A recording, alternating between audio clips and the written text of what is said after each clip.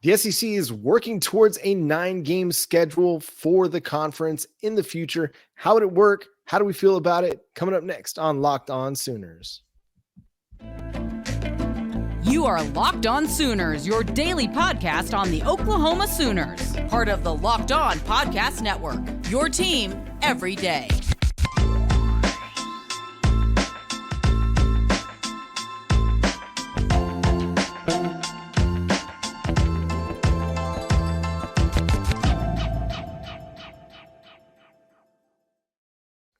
What's up, Sooner Nation? Welcome to Locked On Sooners, and thank you for making Locked On Sooners your first listen every single day. Today's episode is brought to you by FanDuel. Make every moment more. Right now, new customers join today, and you'll get $150 in bonus bets if your first bet of $5 or more wins. Visit FanDuel.com/LockedOn to get started. My name is John Williams. You can follow me on Twitter at John9Williams. My buddy here is Josh Helmer. You can follow him on Twitter at JoshOnReth. The show is at Locked On Sooners. And one Conte of Texas Athletic Director fame spoke at a kind of a State of the Longhorns address in Austin. And according to CDC, as he's affectionately referred to down there in Austin, the SEC is looking towards or working towards a 9-game conference schedule at some point down the road. Now, he alluded to the idea that, okay, in 2024, we're locked into 8 games, 2025, 8 games. So probably in 2026 would be the earliest that this would come about, if it does indeed come about.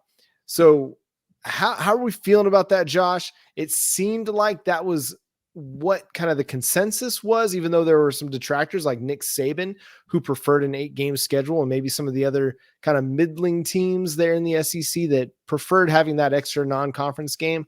So how do you feel about it, Josh? I know we've discussed this at different points in time. Has your opinion on the 8 versus 9 changed over time?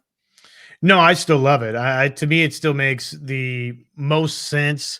It will make ESPN happy, which again, though, you don't just hand over leverage without getting a little extra piece of the pie. So I would imagine if there's truth to this from Chris Del Conte, that probably this will result in a little bit extra money for everybody involved, that they'll renegotiate the deal a little bit, because you don't just go play an extra football game to get paid the same amount.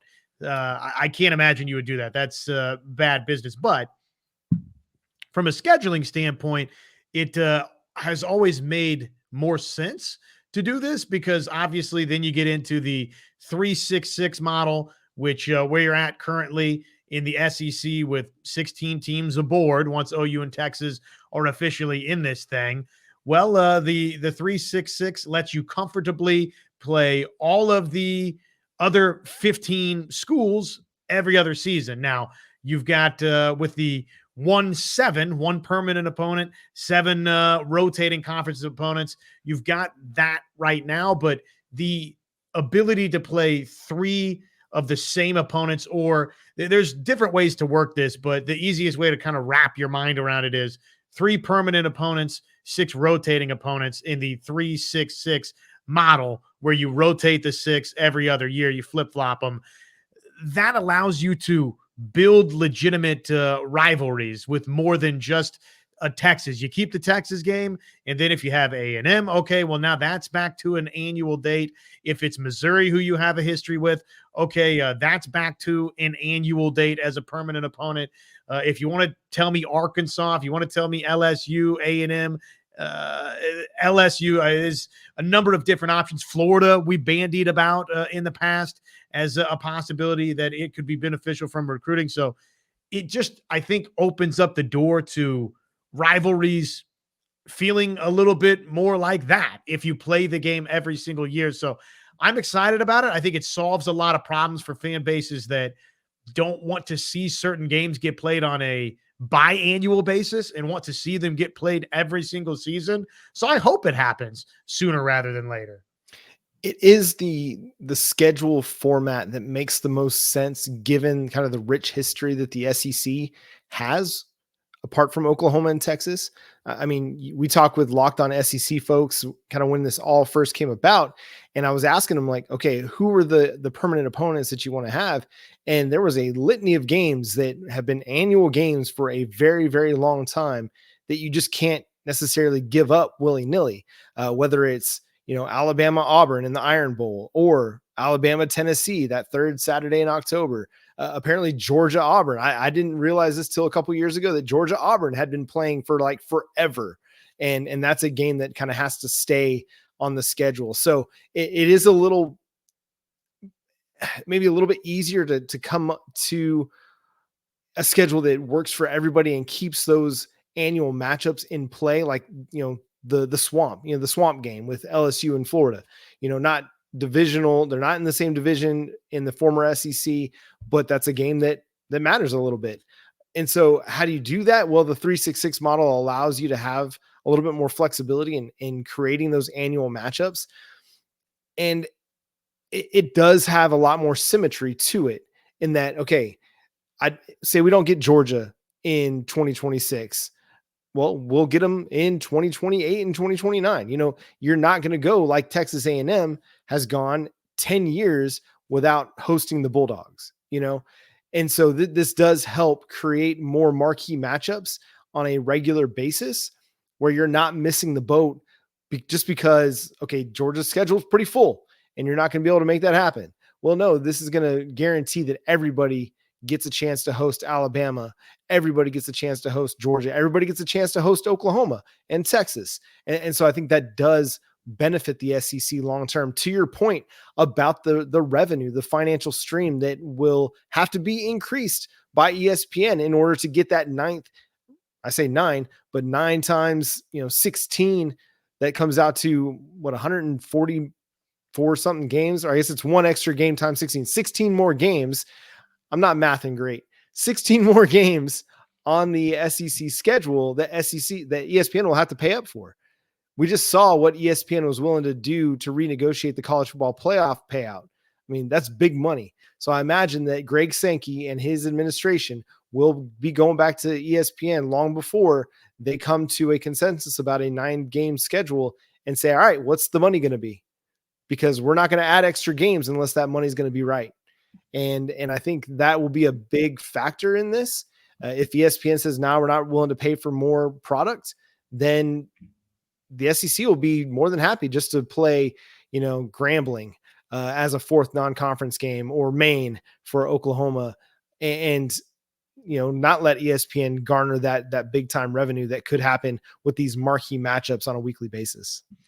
Yeah, credit to Inside Texas. I think the moment where Conte sort of said, hey, this is headed toward a 9-game schedule, possibly as soon as 2026, was actually after sort of the town hall style meeting, because he had said at the town hall style meeting, if we're going to refer to it as that, boosters, et cetera, he had said in front of that audience that Texas and Texas A&M, he expects to be an annual every season game, right? And so that led to some obvious questions, because, well, wait a second, OU Texas is the permanent game for both going into this thing the way that this is currently constructed. And as this is currently constructed, there's no room for 2 permanent games. So the follow-up credit to Inside Texas for digging a little deeper on this.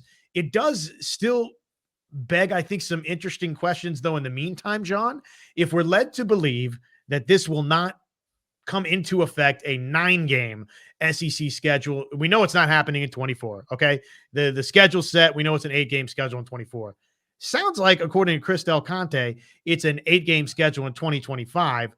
We're thinking, okay, maybe in 2026, but as I know, as everybody listening and watching knows, these things have a way of not always happening in a timely, expedient manner. We'll see about the college football playoff. There's a lot of things that we think are going to happen, but until it's crystal clear that they're going to happen, we're not existing in the realm of it's factually happening yet. So if Texas and Texas A&M are indeed going to play every single season and that part has been decided, does that mean, okay, OU Texas exists in a form where it could be a non-conference game for both? What about Texas, Texas A&M? Could that be a non-conference game in an 8-game schedule if we keep going that route and that game actually does in fact happen every single season as an annual date? Or is Texas the exception to the rule, John, where they have 2 permanent opponents and everybody else just has the 1? So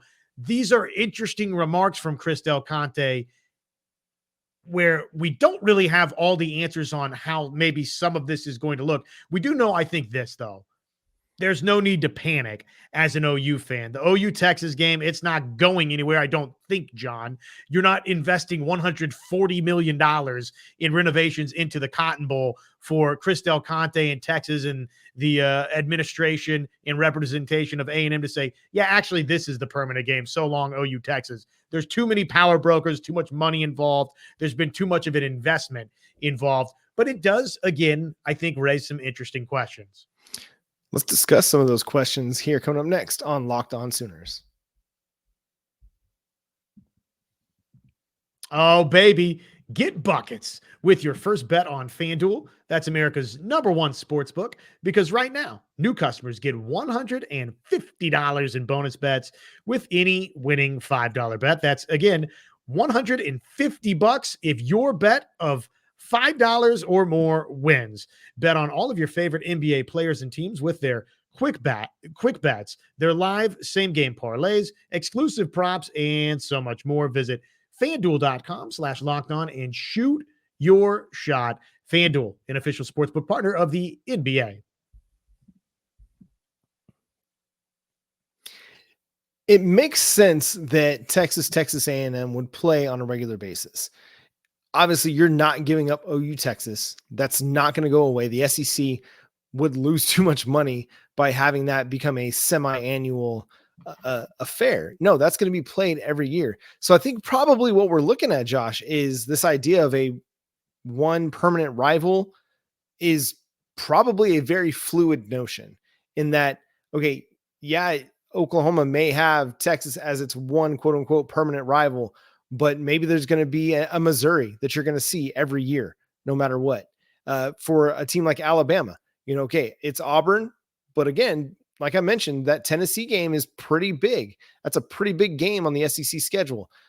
For Auburn, that game against Georgia is a pretty big game on the SEC schedule. So just because there's the one permanent rival, well, I think the SEC is going to also be wise in this and say, hey, listen, you might have your one permanent rival, but also here's your second or third or, however many, because these games mean too much to the fan bases, means too much to our pocketbooks to not play on a regular basis. So I don't know if they'd go to the non-conference route. I feel like that just kind of creates some odd vibes. Like, who is it that's playing a non-conference game in the Big 12? Is it Utah and Baylor next year that's going to be playing a non-conference game, even though they're both in the Big 12 conference? I know we saw that in softball last year with Baylor and Oklahoma, but that's just a little bit different because it's tournament play.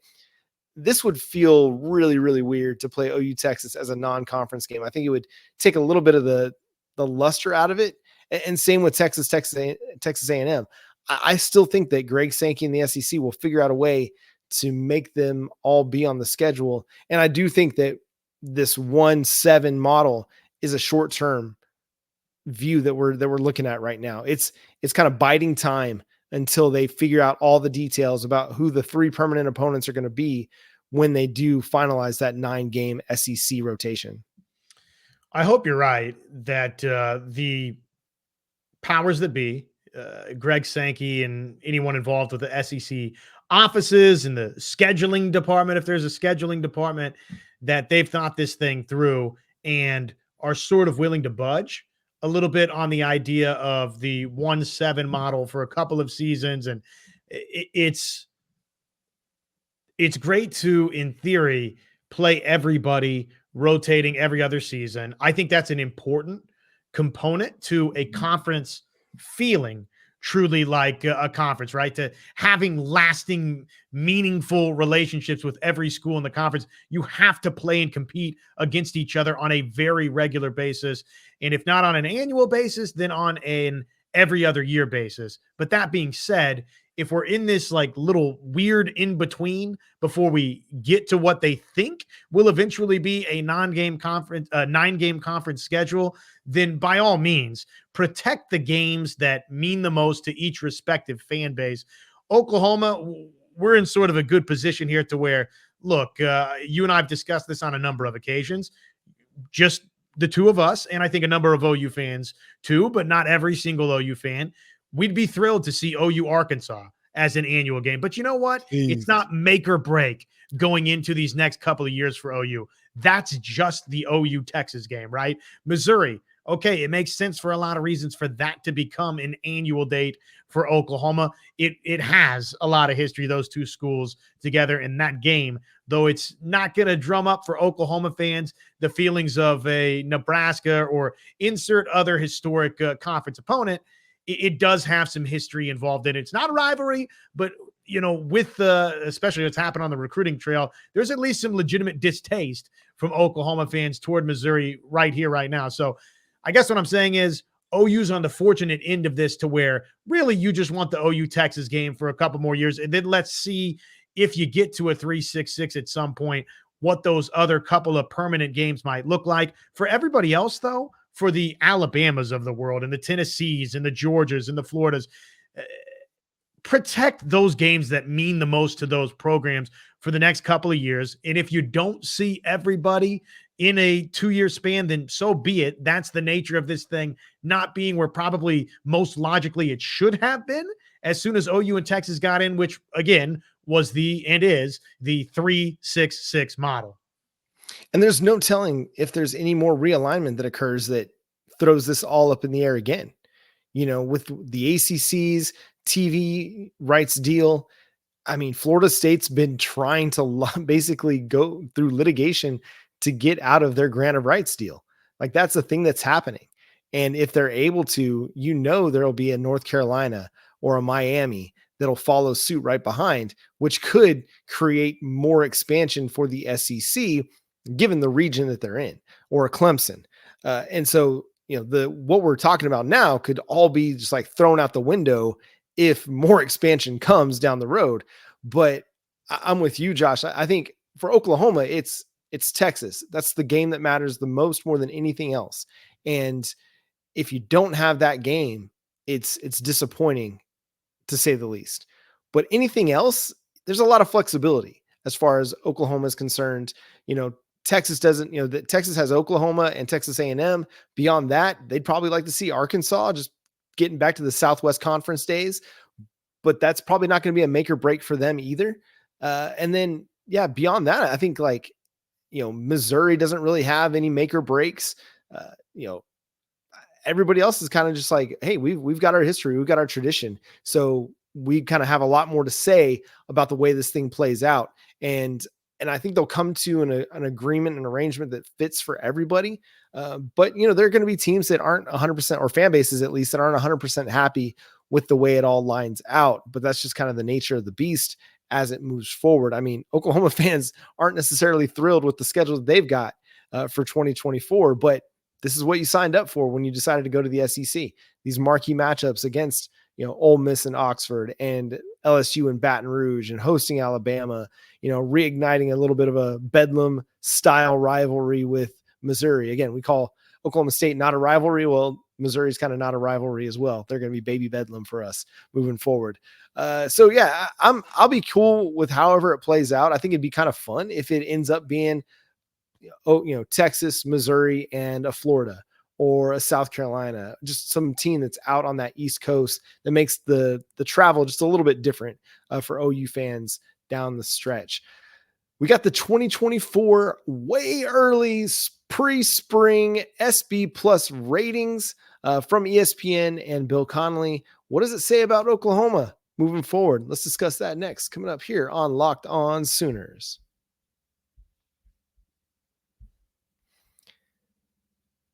Gametime is fast, and it's the easiest way to buy tickets for all sports, music, comedy, and theater events near you. If you're looking to go to a show, go to Gametime, download the app in your app store, whether it's the Apple Play or the Apple Store or the Google Play Store, or you can go to gametime.co your Chrome or Safari browser, however you want to find them. They've got the best last-minute tickets available for you with killer last-minute deals, all-in prices, views from your seat, and their best price guarantee. Gametime takes the guesswork out of buying tickets.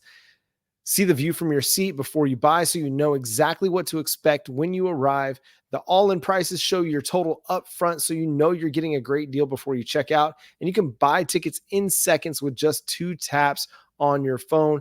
Gametime has the deals on tickets right up to the start of the event and even an hour after it starts. It's the place to find last-minute seats. So go to Gametime, download the app today for last-minute tickets, lowest price guaranteed.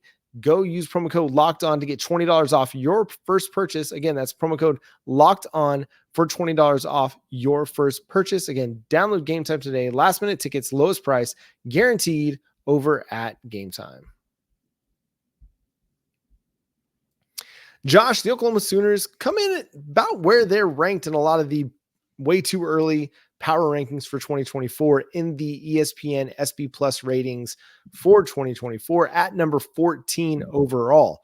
Now, relative to the SEC, that comes in at number 8 overall. However, they sit pretty good offensively, defensively, but that special teams rating is kind of bringing them down.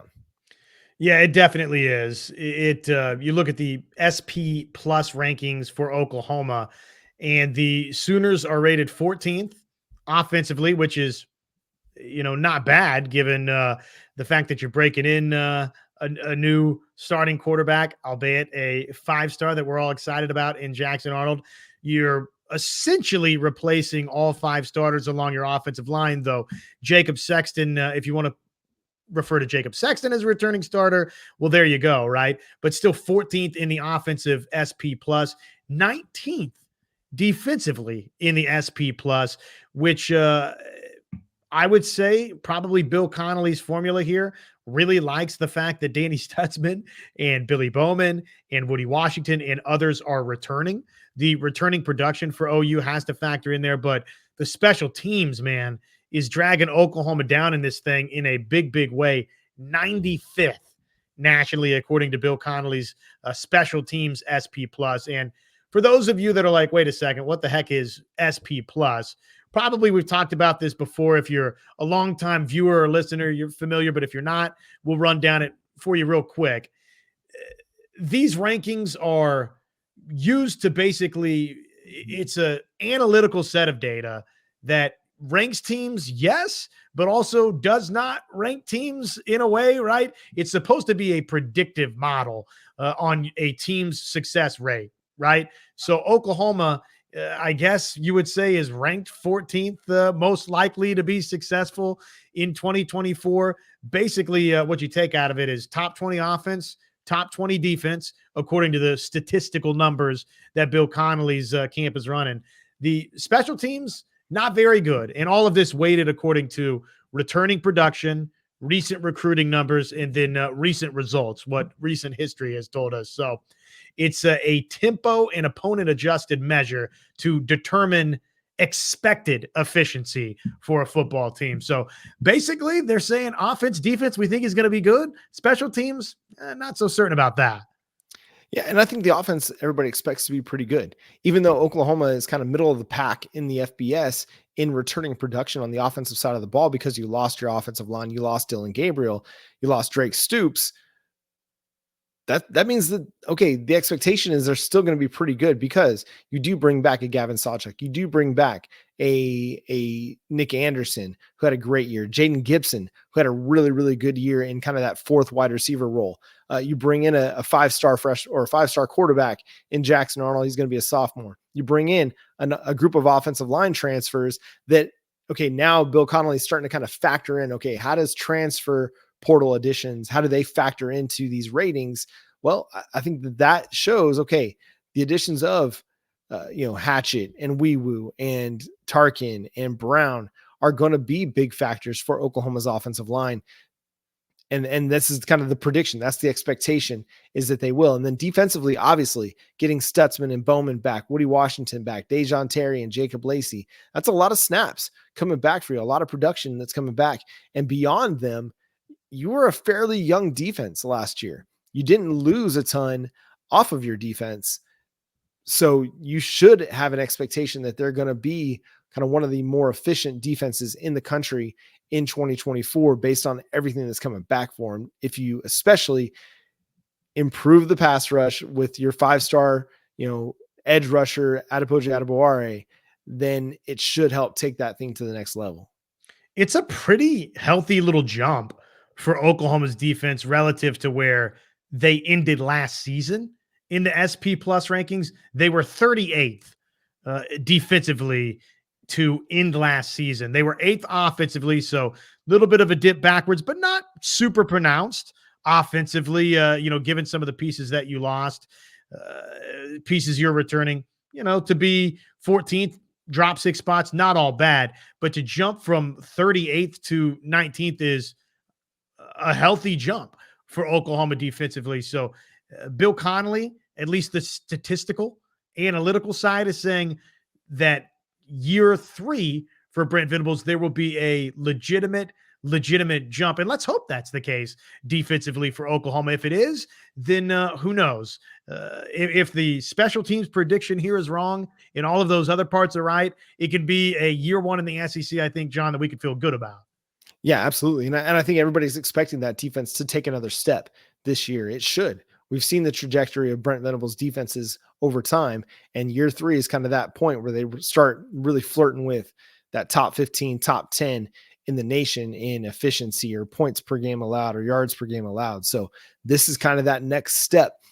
And it might not even be where it's going to be because they added a great defensive line class in the 2024 cycle, but those guys may not be big time impact players in year 1, but even down the road, that's when we start to see this defense really take hold and become kind of the identity of this team. But I mean, listen, it's easy to sit and nitpick all the question marks. It's easy to look at all the issues that Oklahoma's facing this offseason as they get ready for the SEC. But the reality is they've got a defense that's returning a lot of experience, that's developing a lot of young players that were kind of stepping into roles for the first time, that were starting for the first time in 2023. And they're adding more and more defensive talent to that every single year through the recruiting ranks, through the transfer portal. And then on the offensive side of the ball, I mean, who are we to doubt what they're doing along the offensive line? They've done it year after year. They've put it together. Hopefully, though, we have that set in stone week 1, and we're not kind of shuffling things around to figure it out by the time we get to OU Texas, and you don't have to have a true freshman coming in and starting in that game, or at least playing a significant role in that game. You've already got your offensive line figured out, and you guys are humming by the time you get to OU Texas in the first weekend of October or second weekend of October. So yeah, there are definitely areas we can nitpick, but ultimately I think Josh believes maybe that it's all going to come together and we're going to see an Oklahoma team that is going to be very, very competitive. Now, does that result in wins and losses? We'll see. Or how it results in wins and losses is what we're going to see. How many wins, we'll see. But I think ultimately they're going to be a very, very good football team coming up in 2024.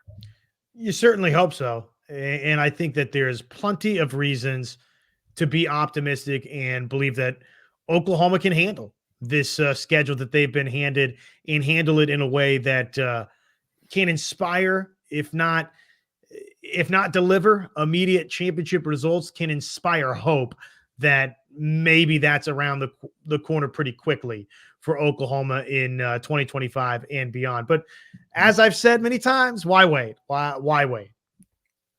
Let's just go win the whole effing thing, to quote Major League.